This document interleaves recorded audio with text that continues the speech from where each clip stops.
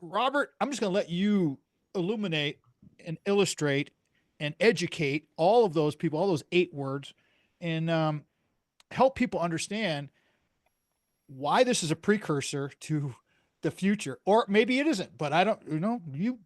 That's why you're here. Go ahead, please talk about this situation that was recently. When this show airs, it'll be about a month, but the big blackout in Europe and Spain and Portugal. Go right ahead, please.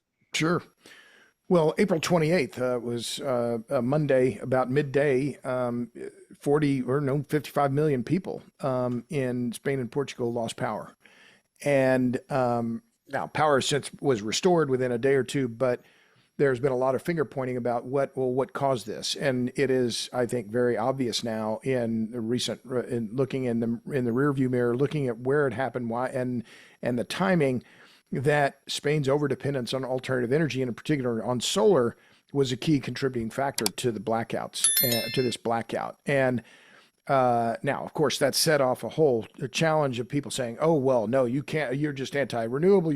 I'm speaking broadly, not just me, because I've written a couple of pieces saying, yes, we can blame solar for this, and the reasons are obvious, including the fact that Red Electrica, which is the grid operator in Spain, had warned in February that, in fact, it was very concerned about an over-reliance on solar, and it was causing the destabilization of the grid in Spain, and numerous other reasons that have emerged since then that point to solar as a probable cause, and over-reliance on solar for the destabilization of the grid and the blackout.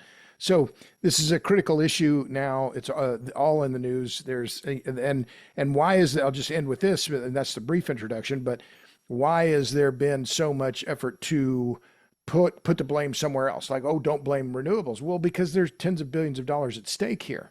Massive government subsidies, massive amounts of money to be made by big business, big law firms, big NGOs, and big business. That's at stake here, and in Spain, and of course around the world, where there's a lot of the big banks. I think I said big banks, big companies, big law firms, big NGOs. This is what this is where they're going to make their money. So they don't want this cash flow to stop, and so that now is going to be the case where the Spanish government saying, "Oh, full investigation, full investigation." I think it's clear they know what happened, but they don't want to talk about it because it's embarrassing. Talk about the physics and the destabilizations, and why people need to understand this is what happened. Sure. So let's talk about let's assume you've got a swimming pool in your backyard, or a hot tub, or maybe you just had taking a bath. So you turn on the water and the water pressure drops because maybe your neighbor is filling their swimming pool or doing something else, running their lawn sprinklers. So the water pressure, and therefore the water flow into your bathtub or your hot tub, or whatever, drops a little bit. Well, it's not the end of the day, not the end of the world for you, because it means you're just going to have to spend a few more minutes waiting for it to fill up. The water analogy applies to electricity with this key exception, and that is that on the electric grid, you cannot allow that water pressure, to mix the metaphor here, to drop. It has to stay constant. The flow rate and the pressure has to stay constant on the electric grid. And if it varies too much, the system shuts down to protect itself. So that's the key, and that's the key difference. And engineers even use water as a way to think about the grid and how it works. But it's appropriate here because what we saw in Spain was that apparently there was a big drop in voltage and/or frequency around 12:33 local time on April 28th, and that resulted in a massive drop off in systems shutting down, and the system disconnecting from the French grid, which is important as well because France, of course, relies heavily on nuclear, and the French grid was important for Spain to get its grid back up and running. But that was the key, that you had too many the grid in Spain became destabilized for reasons now the Spanish government doesn't want to talk about, but it's clear that this heavy reliance on renewables at the time of the failure, there were 60-70% of the electricity was coming from wind or solar, and now the grid collapsed, and now everyone's rushing around saying, "Oh, don't blame wind and solar." Well, I'm happy to say they're a key cause. We're kind of whittling our way through this whole mess because, in my note that I wrote from the previous segment, Robert, the marketing of green energy, that's what I wrote. I want to just give that to you because that's what's happening here. We're getting all of this bull crap, and it's like, that's what the problem is. Go right ahead, please. Well, it is marketing, and that's one of the reasons why I don't. When I talk about wind and solar, I say wind energy, solar energy. I call them alt energy, alternative energy, renewable, clean, green. These are all marketing terms. Those are the promoters' terms. And as my friend Jesse Osabel has said many times, solar and wind may be renewable, but they are not green. And I think that captures that just perfectly. And why is that true? Why they may be renewable, but they are not green? Well, one of the biggest reasons is that they require this massive footprint. They require enormous amounts of land. And therefore, as I talked about in our previous segment, this is resulting in land use conflicts all over the world. You mentioned my Substack, robertbryce.substack.com. That's where I do almost all my writing. I have also been cataloging on my website, robertbryce.com, in the renewable rejection database, all of the rejections that are happening across the United States of wind and solar. And I've started collecting data on batteries, but I've documented now in the United States more than 800 rejections or restrictions of wind energy, and it's from Maine to Hawaii. Local people, as I said, everyone everywhere cares about what happens in their neighborhoods. And these landscape destroying, view shed destroying, property value decreasing projects of wind and solar, local people are just saying, we don't want these, and put them somewhere else. And that's what we're seeing in Spain. Now, if I can jump to one other thing, we talked about nuclear briefly, and this is the other part of the issues that are now facing Spain. And it's what I wrote about on May 2nd on my Substack, where the headline was, yes, we can blame solar for Spain's blackout. And if the socialist government doesn't change course, expect more blackouts. Well, what is the socialist government there, headed by Pedro Sanchez? They're saying they're going to close all of Spain's nuclear plants by 2035. Tom, Matt, that's 20% of all the power generation in Spain. So they're seeing they've just had a blackout, and yet despite this, and despite the problems, despite the objections in rural Spain against these solar and wind projects, they're saying, oh, we're going to close our nuclear plants. Well, it's clear then if they aren't serious about climate change, they're just anti-nuclear and pro-renewable. They're not. If they were serious about CO2 emissions, they would be keeping those nuclear plants open. But the pending closure of these nuclear plants makes this situation yet more precarious, because that means even more power will have to come from alt energy than what they're getting now, and that will further fragilize the Spanish grid. So it's just a big stinking mess. I was going to use a different modifier there. A big stinking, foul-smelling mess. Is it true that they're kind of like a manufactured, very small, very easy, very tight? Are those coming? Are those actually a real thing, Robert? Well, yes and no. There is a lot of focus on that, a lot of hype around that. Frankly, hype, I think, is the right word. But let's be sober again about what's going on. And people say I'm skeptical. Well, yeah, I am skeptical. It's like that, that old B.B. King line, nobody loves me but my mother, and she could be jiving too. Well, she could be jiving. Go ask your dad. Does she really love you? Well, maybe. I don't know. So small modular reactors, there's a lot of promise there, but let's be clear about where they are. There are no nuclear reactors, no licensed nuclear reactor designs under construction now in the United States. Now, some reactor projects have construction licenses. There's some projects that are moving dirt and they're pouring concrete in the hope that they're going to get a license. But the reality is there are no reactors, licensed reactors, that are underway here in the United States today, which is truly remarkable given that we produce more power from nuclear power plants than any other country in the world.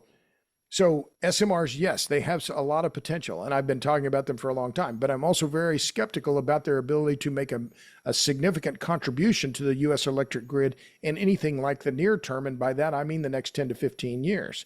And why is that? Because the federal government has to solve the regulation issue, they have to solve the capital problem, the fuel problem, and the waste problem. They have to do it all at once. And I fear that, the Trump administration, they're doing some things that are right on the energy front, but they're screwing up a lot of other things and taking, I think, a lot of political opportunity. They're wasting a lot of political capital with I think some of this, these things around tariffs and some of this other stuff that if they were more judicious, they could focus their attention better. And the thing that I would want them to focus on is nuclear energy. But that's a long discussion. But yes, SMRs, there's a lot of potential there, but we just have to build and we have to get on with it. And we're not really building anything at scale. Much. Robert, please plug. Plug my own work. Well, robertbryce.substack.com. I've done 2 documentaries, juicethemovie.com, juicetheseries.com. Our latest project is the series Juice, Power, Politics, and the Grid. 5-part docuseries. Each episode's about 20 minutes. Really proud of that.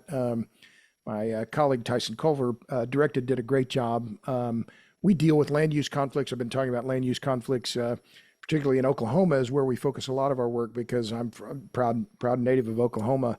And we have the third segment is largely focused on the Osage tribe in Oklahoma and their years-long fight against Enel, the Italian company, which put wind turbines on there in Osage County, Oklahoma, and in doing so violated the tribe's sovereignty. So, I'm very lucky to do what I do, Tom. This is my purpose and my passion, my business, what I do, and writing and talking about energy and power and talking to people like you. I'm a very lucky man. Talk about that term and why you need to understand that, please. Yeah, sure. Well, so, what was Isaac Newton, the law of motion, an object in motion tends to stay in motion, object at rest tends to stay at rest. So that's how you think about inertia. A car that's going to be, goes 100 miles an hour, it's going to take a while for it to stop unless you apply brakes to it or it runs into something, right? The same applies to the grid, and the idea of the electricity moving in the grid has momentum behind it. Yeah, electrons, you think, well, they don't weigh anything. Well, okay, yes, but to move those electrons requires force. And that inertia, that force, that, as I talked about before, that water pressure or rate of flow of electrons has to stay at a constant rate. Well, and in the US, it's 60 hertz. In Spain and in Australia and other parts of the world, it's 50 hertz. But nevertheless, to keep all that electricity flowing, to keep that pressure of the electrons moving, it has now, since the days of Edison, relied on big spinning machines, right? So in Edison's day, it was these, he had a relatively small group of coal-fired generators. We still use coal, and they run these big turbines, and these turbines weigh they have a lot of mass, and they start spinning, and those things spin, and they want to continue spinning. But that inertia of that spinning mass is critical to maintaining the pressure and the flow on the grid. And the problem with solar and wind is what they're called inverter-based resources. They don't have any inertia. They don't add any pressure, to use the water comparison, to the grid. So that they have to be compensated in some way. Then there's something called, you can create what's called synthetic inertia. One idea is that you use a big flywheel to make it all work, right? And so you imagine you have a heavy flywheel, it's spinning.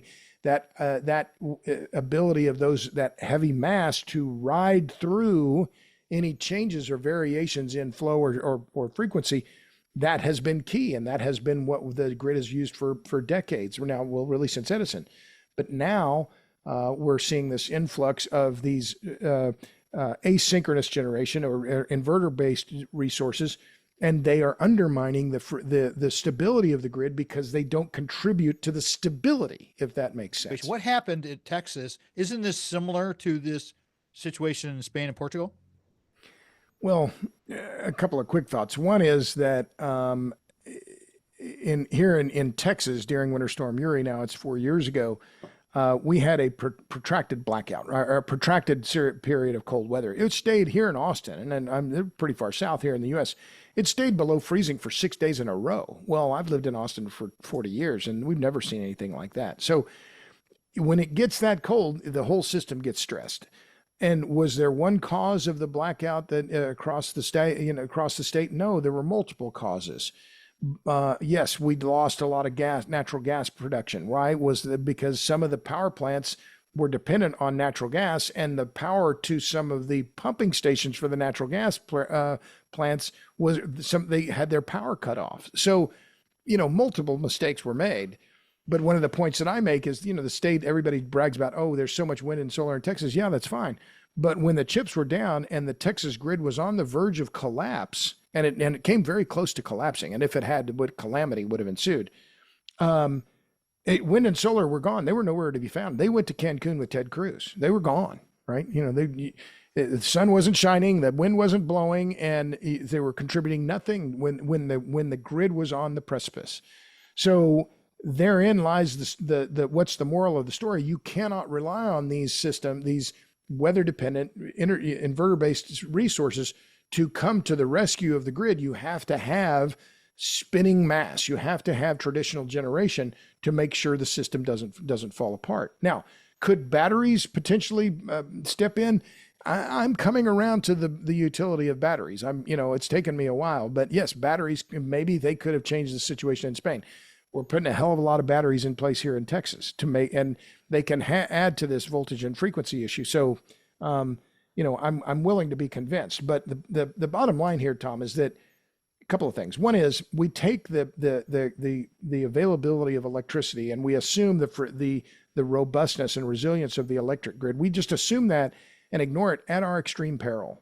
I mean, if we ignore this system, which is the mother network, the system upon which all of our modern systems depend, we could be in for a very, very rude awakening. So that's one takeaway. And second, we're at this point now where we're looking at a future where everyone's saying, oh, electricity demand is going to grow and we need to add more wind and solar, all this other stuff. Well, yeah, perhaps, but we have to be very, very sober about how this is rolling out and who it's going to affect and the affordability, resilience, and reliability of electricity, because that should be the foremost focus of policymakers: affordability, reliability, and resilience. Robert was just reading a little passage that, in case we have some new listeners that came in, I think this is very, very important to talk about before we talk about hydrocarbons and where we're going with all of that. But that key point you were just discussing, Robert, would you please kind of set that up again and then go ahead and do that read? Well, sure. I mean, the point is that the grid operator in Spain, in just Red Electrica, 2 months. I mean, this is not ancient history. Just 2 months before the blackout, warned of this exact kind of thing happening. It was saying that the high penetration of renewable generation without technical capabilities in place to keep them operating in the event of a disturbance can cause power generation outages, which could be severe. Well, a total blackout is a pretty severe outage. And so, just look at what they were saying. And there was one other really good analysis that came out on April 29th, on that Tuesday, by Rystad Energy. And it was one of the best quick analyses I'd seen. And the key part there, I'll read this part. High solar generation also contributed to initial grid fluctuations, as solar accounted for around 29% of Spain's total generation at the time of the event, making the system more sensitive to voltage instability.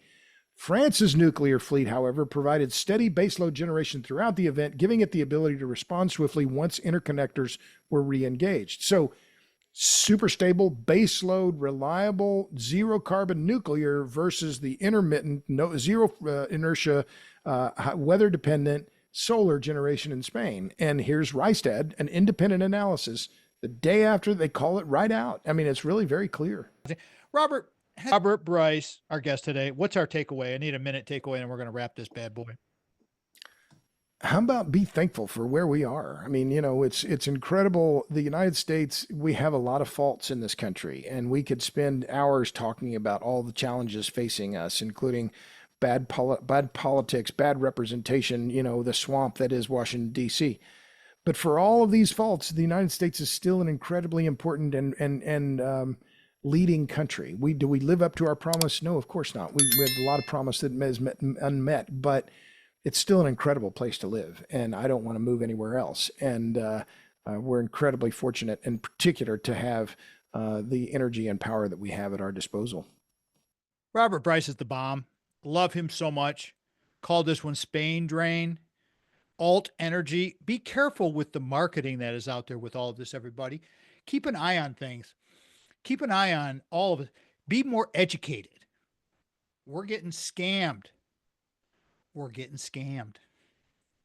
Until next time, everybody, I want to thank Robert Bryce again for coming on. Spain drain. Right on, brother. Love it. Thank you, everyone, for doing what you do, subscribing, watching, listening, all of it. I appreciate you so much. Please help our sponsors. They help us stay on the air. Until next time. Peace out, everybody. I'm Tom. Papa Tom, Tom Matt Show. We'll see you next time.